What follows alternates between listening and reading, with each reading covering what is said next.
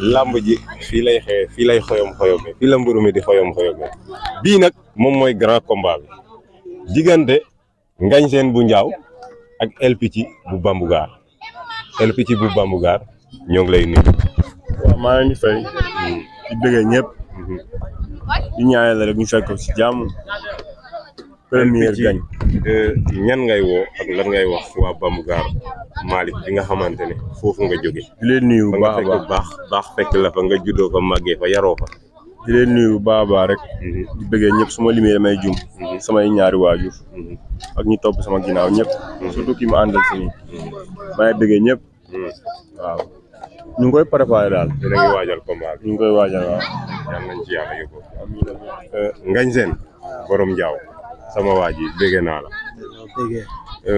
borom are Kër Sëñ waaw voilà Ngagne Sène tey la bés bi ñu waajal le 10 inshallah sa adversaire yaakaar naa gis nga ko gis na la voilà lan ngay wax waa Njaaw avant tout di leen di nuyu lu bëree bëri di nuyu waa are Kër Sëñ bi di nuyu sama gaay yi ñoom Lébu Ndooy ak gaay yi yëpp di nuyu suñ DG CFA mu doon nit ku baax moom dañ koy beral nuyam di la nuyu yow itam aussi ak suñu jigéen boobu di Sali ñu ngi koy nuyu itam di nuyu waa Njaaw di nuyu sama nijaay yeeg di nuyu Ousmane Sy waaw mooy moom dama koy beral nuyoo moom itam ndaxte moom moo jël ay tisetam defaral ma ko mooy bii ma sol mooy bii nii nga sol bii ma sol pour waajal combat bi pour waajal lii bii face à face bi kese macha allah waaw du benn nag bëri na mais dañoo ñëw di xaar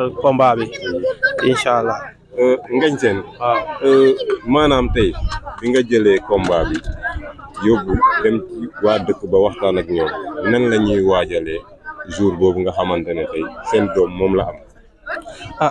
waa Njaaw bi ma fa demee nag dañ ci kontaan dañoo am contentement bu baax a baax a baax. waaw di rafetlu bés bi. di leen di ñaanal it yéen ñi ko tëgg. ndaxte mënoon ngeen koo tëgg sax te duñ yëg mais yëgal ngeen ñu ko. si yaag Seefa ak ñoom Paaseexu yéen ñëpp man itam damay kontaan si yéen man gis naa ni ma gars yi jàppe gars yi moom wax dëgg dañ ma jàpp bugal ma seen bopp mais yàlla yor fay yal na leen yàlla fay waaw. voilà bu ñu jógee foofu nag Ngagne Sène sa adversaire a ngi nii lan nga koy wax.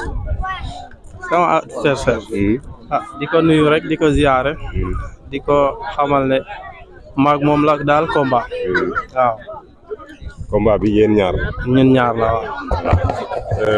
El Pichi sa adversaire a ngi nii lan nga koy wax yow tamit. waaw di ko bëgg rek di ko ziar rek waaw ñu ñaan yàlla bés bu jotee tam yàlla may man ndam waaw parce que affaire yi moom boo gisee ñu dugg ci tamit ku ne bëgg na ku ne mérito na ko ku ne bëgg na ko yàlla na koy dogal waaw di ñaan yàlla may man ndam waaw. waa Bambougar nan la ñuy waajalee affaire yi combat bi. Bambougar yi ñu ngi koy waaj. ñu ngi koy waajal bu baax a baax. ñu ngi koy waajal waaw. El Pichi yow daa mel ni xooloo sa adversaire de. gis naa ko bu yàgg. man gis naa ko bu yàgg. boobu ba léegi maa ngi wax daal mais yow da ngaa concentré wu ci benn côté adversaire bi da nga ko xeeb ou bien da laa dépassé. non pas xeeb pas dépassé. non man góor la man sama moromu góor sa waay dépassé yàlla tere.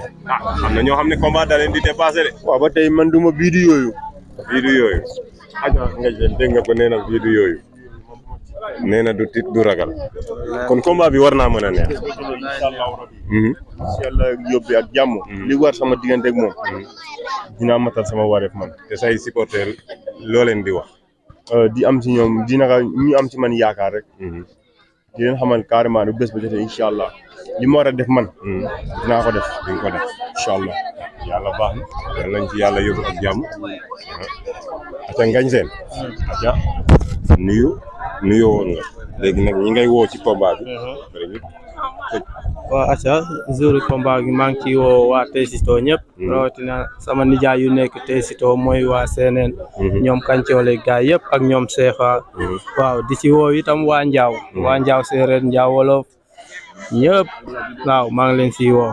Caleen waa Caleen. ñëpp maa ngi leen siy woo. acca waa Caleen waa Njaaw séeréer ñooñu ñëpp.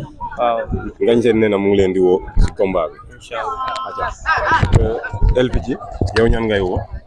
maa ngi woo sama waa dëkk. ñi ma dendal dëkk yëpp. waaw képp ku ko yëg rek. maa ngi koy woo ci combat maa ngi koy woo ci combat ñëw jàppale incha allah. macha allah. acca joxante leen loxo. acca sama gars yi kon ñoo ko gisandoo bi mooy grand combat bi diggante El Pichi la woon ak ki nga xam ne moom moo di Ngagne Sène bu Njaaw kon sama gars yi ñu waajal loolu le 10 la soreetul sori na soriwul yàlla nañ ci yàlla yóbbu ak jàmm ñu ñaan yàlla képp ku ci nekk rek li ngay ñëwee jouru bés ba nga ñibbee waat moom ñu gën ci jàpp nag surtout heure yi nga xamante ne moom lañ convoqué mbir ñu teel a ñëw xam nga jàpp ci affaire yi mu teel a tas ku nekk ñibbi ci jàmm ak salaam loolu lañ leen di ñaan yàlla mbër yi ñoom ñëpp yàlla na ngeen am jàmm ba mën a ñëw ànd ci ak wér la macha allah kontaan nañ ci jërëjëf merci beaucoup. loolu lañ leen indiloon gis ngeen ko face à face yi ñun ñëpp ñoo ko gisandoo gars yi def nañ ko ci fair play xam nga ci dal ci yar ci teggin ndax tey jii nii yaakaar naa ne ñu ngi waajal combat yi bu baax a baax fii ci biir Sokone ak li ko wër ñu ngi koy waajal combat yi